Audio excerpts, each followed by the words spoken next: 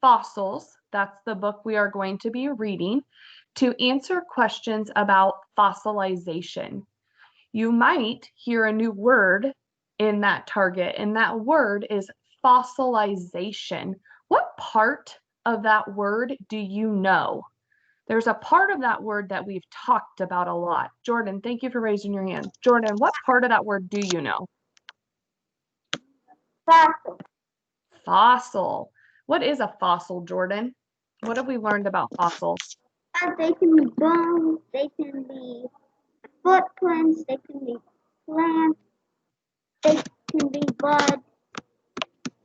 And Jordan, my question to you, is a fossil something that happens right away or today or something from long ago? What have we learned? We learned it was like hundreds of millions years ago. Okay, so my guess is if I know that part of this word fossil is that we already know is part of a plant or an animal from long ago, then fossilization is going to deal with that definition of fossil. All right, I'm going to go to today's lesson on Canvas. We have a fossil song that we're going to listen to just to get our brains going about fossils and to refresh us of everything we've learned. And then we're going to participate in a close read. So enjoy this song really quick.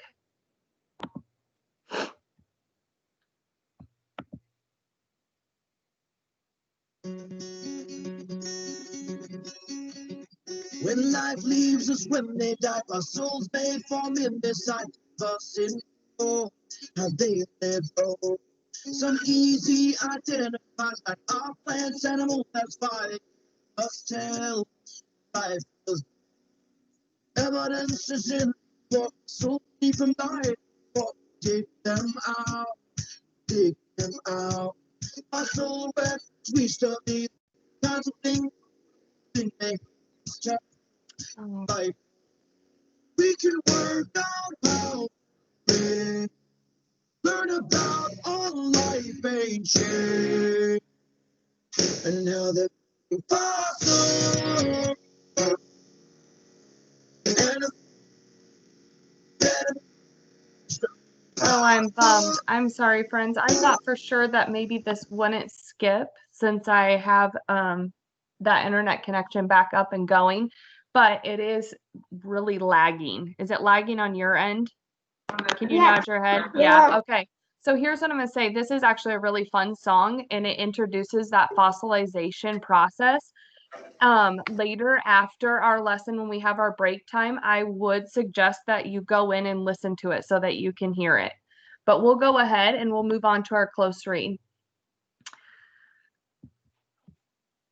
Remember that our target for today during our close read is that we're going to be using evidence from the text. That means that when we are listening and digging into this close read of fossils, you need to be really focusing on those key details because those key details are going to be your evidence for your work today.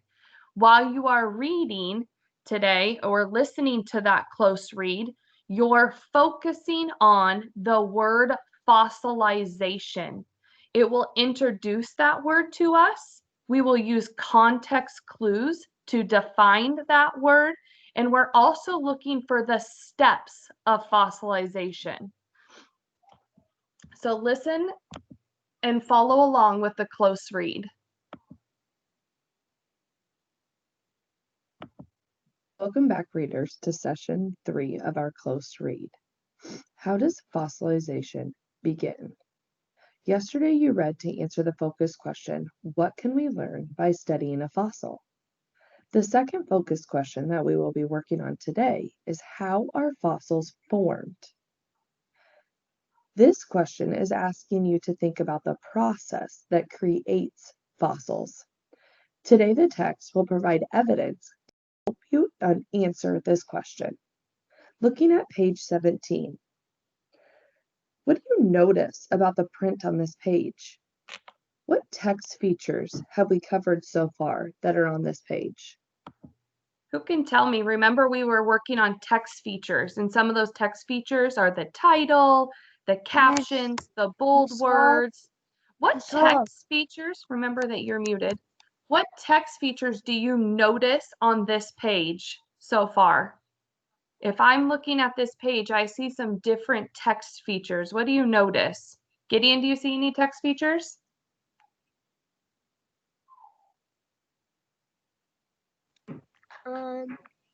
Fossilization. Fossilization. What do you notice about that word? How does it look different? It's bold. It's bold. Why do we have bold words in nonfiction books? Why in the world would an author put a bold word in our book? We see them all the time in nonfiction books. Why do they have bold words? Andrew, why do they put bold words in there? I can't. You're only on the bottom thing, the squares only I can see you, but not on the screen I cannot see you. Okay, Jordan, let me try, or Andrew, let me try unsharing and sharing again. Thank you. Can somebody answer that question while I'm doing that? What or why would an author put a bold word? Why would that word fossilization be bold? Awas, can you help out? Or a plant or animal dies quickly. Yeah, but why is this word bold? Why is it big and black in the middle of the writing? Do you guys remember why we talked about bold words? They are the important words. Those are the words that our author wants us to understand when we are done reading this text. They're important words for us to understand. So I see a bold word. Does anybody remember what text feature this is? Up at the top, it says preserved in stone. What text feature is that? Do you remember what that's called? Nobody? That's called a subheading. Say that word with me. Subheading. And remember that a subheading is like a mini title for that section. In the subheading, lets the reader know what that whole section is going to be about. So on this page, I see a bold word, an important word, and I also see a subheading. My subheading is preserved in stone. I know this whole section is going to be talking about something being preserved in stone. Yes, I see a heading, a chapter title. I see bold or colored words. Absolutely. Let's read the chapter title together. Preserved in stone. What does the word preserved mean?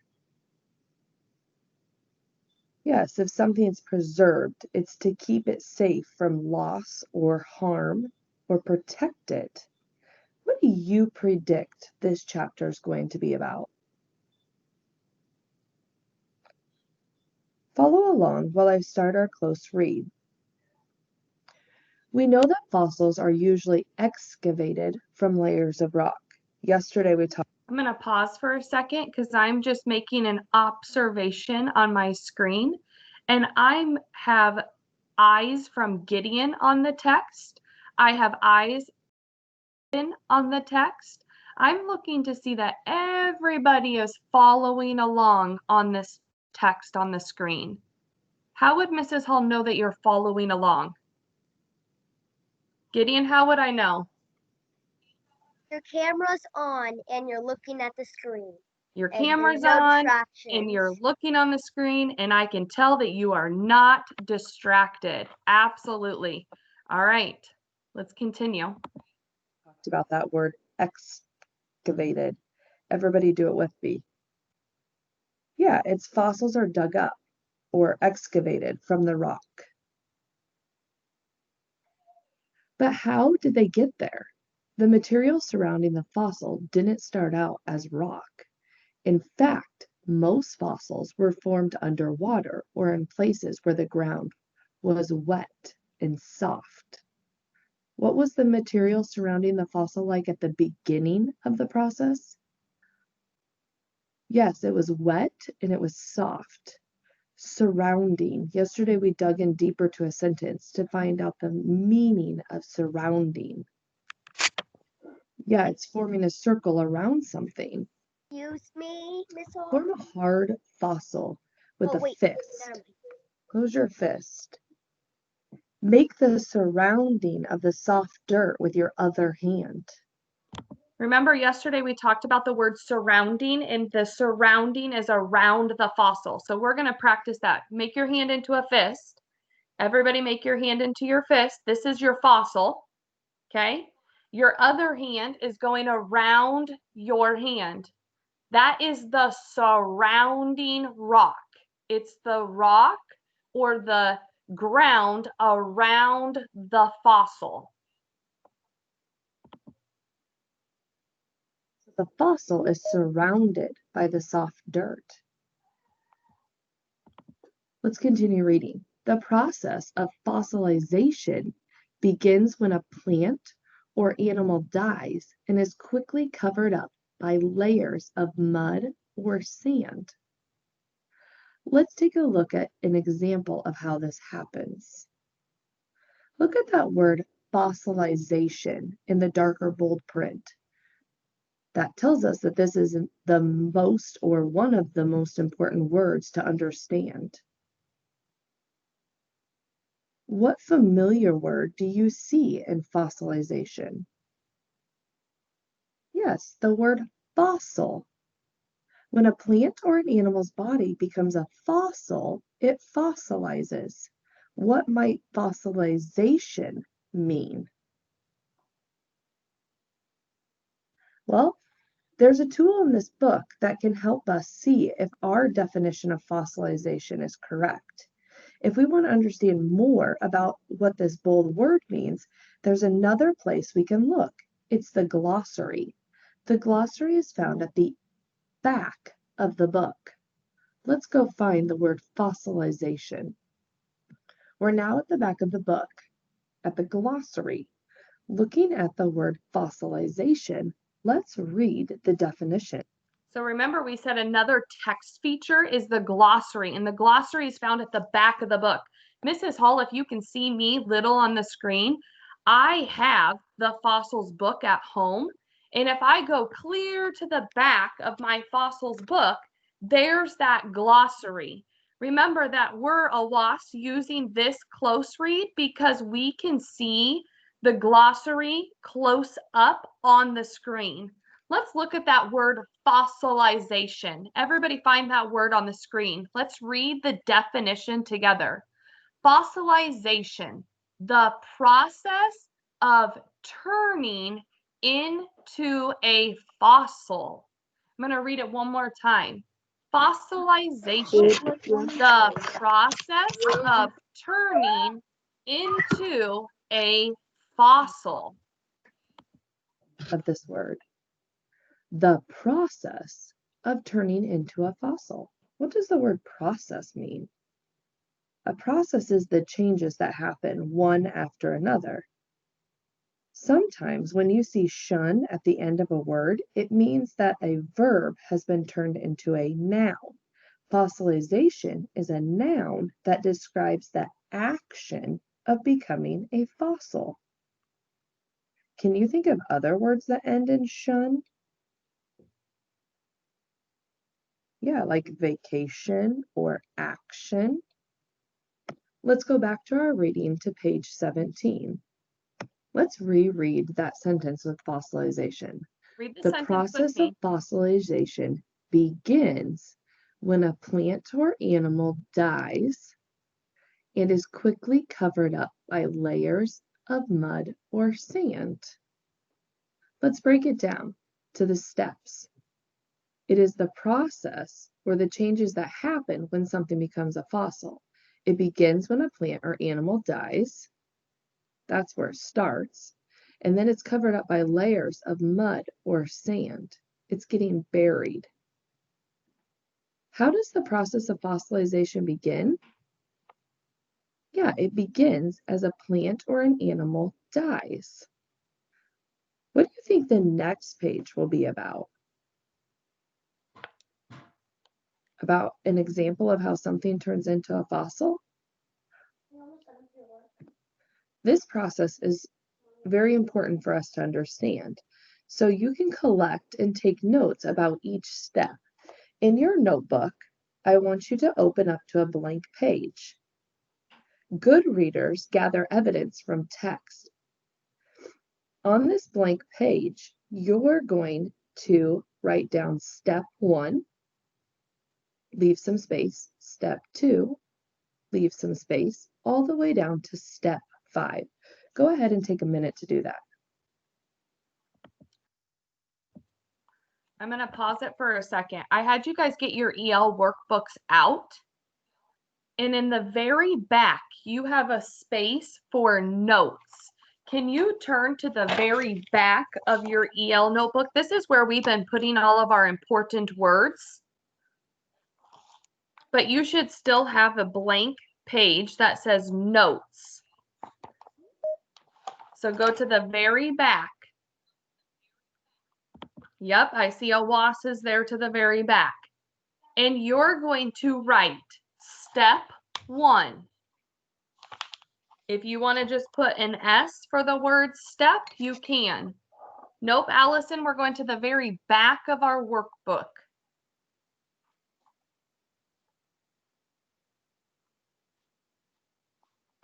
So I went ahead and I put step 1. Now I'm going to skip a couple lines and I'm going to put step 2, skip a couple lines, step 3, step 4, step 5. I'm making an inference. If I'm learning about the process of a fossil being made, and they are telling me to make 5 steps, I'm wondering, are there 5 steps of a fossil turning in or going through that process of fossilization? Prayag, I see your hand raised. Do you have a question? In like the really back end of the notebook, like right here. Yep, the very back. Yep. Right here. Yep. You're going to write step 1, leave some space. Step 2, leave some space. Step 3, leave some space, all the way up to 5. Today, we're just focusing on step 1 and step 2.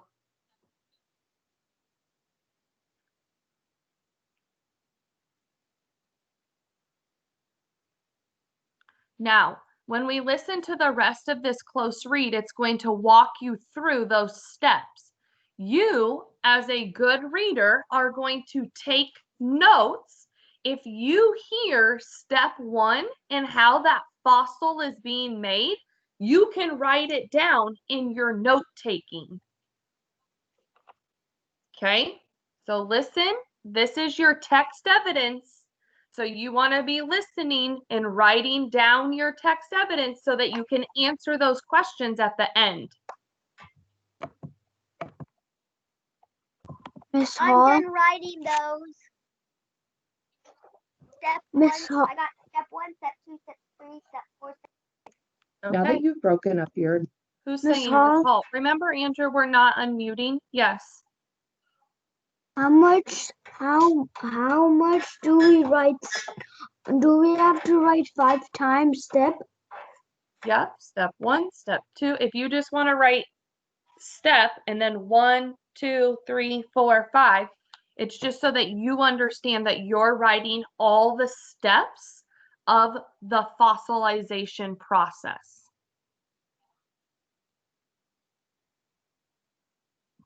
Notebook up to step 5. Let's continue reading to page 18. Read the heading with me. Becoming a fossil. Now the author is going to share the steps of fossilization. They're going to be using an example of an ancient fish. Listen closely to hear the first step in the process. Some 200 million years ago, a shallow ocean covered what is now California. A fish living in the ocean died and sank to the bottom.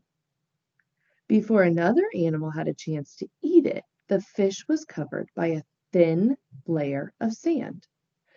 Over time, layers of sand and mud piled on top of the fish's body, burying it deep under the ocean floor. The skin and soft parts of the fish decayed, leaving only the skeleton behind. Let's break it up into the steps. The first step, a fish living in the ocean died and sank to the bottom. Go ahead and fill in step 1.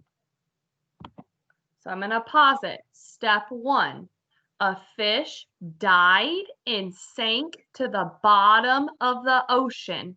I see a wasp right now. He's recording that first process, that first step in his notebook. And I'm just going to write it just like that. Fish dies and sinks to the bottom. I'm just taking my notes. So right now, everybody should be recording their notes for step 1. The fish dies and sinks to the bottom of the ocean.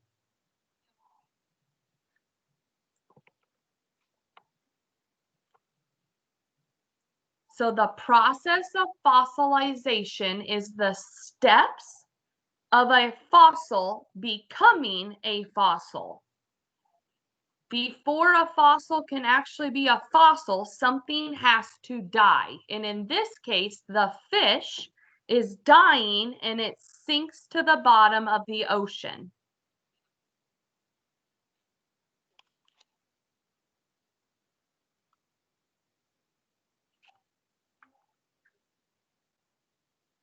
That is step 1 of fossilization.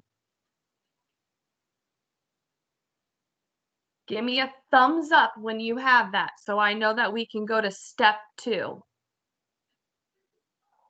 Jordan, do you have a question?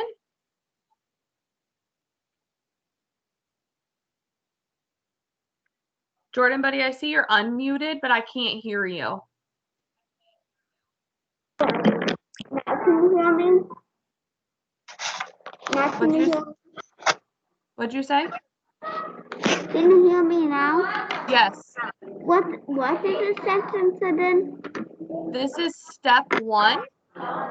And the first step of fossilization is the fish dies and it sinks to the bottom of the ocean.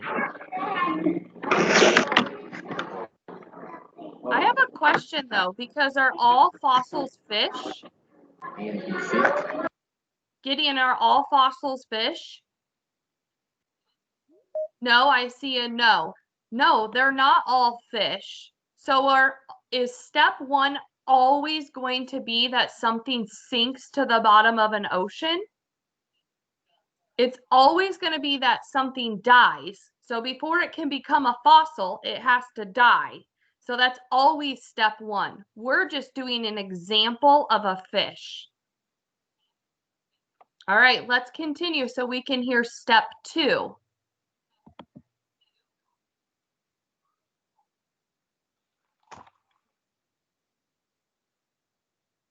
Did this step happen quickly or slowly? Yeah, I would say quickly too, because the text says that another fish might come by right away to eat it. So that first step happened quickly. Let's read the next 2 steps. The fish was covered by a thin layer of sand. Over time, layers of sand and mud piled on top of the fish's body, burying it deep under the ocean floor. The skin and soft parts of the fish decayed, leaving only the skeleton behind. What happened to the fish in the second part? Yeah, it was buried buried under lots of mud and sand, and the fish's soft parts decayed. All right, I'm going to pause it. So there's step 2. So step 1, the fish dies and it sinks to the bottom of the ocean. Step 2 of fossilization is that that fish is covered up with layers of what? What did my text tell me? Sand. Sand. It says that it's covered up with layers of sand and layers of mud. So step 2, it is covered up with layers of sand and mud. So remember, fossilization is a process. Step 1, the fish dies and sinks. Step 2, that fish is now covered up with sand and mud.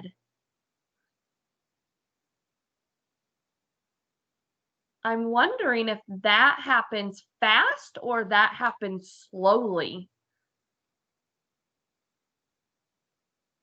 Would a fish be covered up with layers and layers of mud and sand fast or slow? What do you think, Allison? Would it be fast or slow? Oh, thank you, Angel. It would be probably a slow process. Absolutely. That would take time. Head and fill in step 2. You could cover your fish with mud and sand. So step 1, we have a sketch in the writing of the fish dying and sinking, and it's covered with a thin layer. Step 2, it's covered with mud and sand. Okay, I'm going to go ahead and stop our close read there, and I'm going to go back to our target for today. If I go to our target for today, it says that I can use evidence from the text Fossils, that's the book we're reading, to answer questions about fossilization. The question that I need to answer today is, what are the steps of fossilization? We are focusing on step 1 and step 2. You guys can use the notes that you took to help you do this, but you're going to open up to your paleontologist notebook. That is page 78 and 79. Go ahead and flip to page 78 and 79. It's in your EL workbook. So if I'm turned to page 78, it looks like just the same thing that Mrs. Hall has on her screen. Jordan, do you have a question? Yeah, I didn't do number 2 because I was still on number 1.